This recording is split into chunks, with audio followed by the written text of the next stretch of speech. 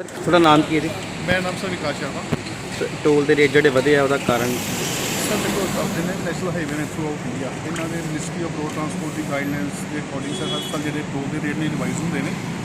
ਅਭੀ ਦੇ effect from ਅਪ੍ਰੈਲ 2024 ਤੋਂ ਪਹਿਲਾਂ ਰਿਵਾਈਜ਼ ਹੋਣੀ ਸੀ, ਲੇਕਿਨ ਲੋਕ ਸਭਾ ਦੇ ਇਲੈਕਸ਼ਨਸ ਕਰਕੇ ਥੋੜ੍ਹਾ ਜਿਹਾ ਇਹਨਾਂ ਨੂੰ ਡਿਲੇ ਕੀਤਾ ਗਿਆ ਤੇ 3 ਜੂਨ ਅੱਜ ਰਾਤ ਨੂੰ 12 ਵਜੇ ਤੋਂ ਇਹ ਰੇਟ ਰਿਵਾਈਜ਼ ਹੋ ਗਿਆ। ਸਰ ਹਰ ਸਾਲ ਇਹ ਰੇਟ ਵਧਦੇ ਆ ਜੀ ਸਰ, ਗਾਈਡਲਾਈਨਸ ਦੇ ministry of road transport national highway the guidelines ਦੇ ਅਕੋਰਡਿੰਗ ਹਰ ਸਾਲ ਜਿਹੜੇ ਨੇ ਰੇਟ ਰਿਵਾਈਜ਼ ਹੁੰਦੇ ਨੇ। ਸੋ ਕਿੰਨਾ ਰੇਟ ਜਿਹੜਾ ਵਾਧਾ ਕੀਤਾ ਗਿਆ? ਹਰ ਕੈਟੇਗਰੀ ਦੇ ਸਰ 4 ਤੋਂ ਲੈ ਕੇ 5% ਤੱਕ ਰੇਟ ਰਿਵਾਈਜ਼ ਹੋਏ ਨੇ, ਜਿਹਦੇ ਵਿੱਚ ਵੀ ਫਾਸਟੈਗ ਨੂੰ ਆਪਣਾ ਸਮੂਥਲੀ ਟੋਲ ਪੇਮੈਂਟ ਕਰੀ ਜਾਓ।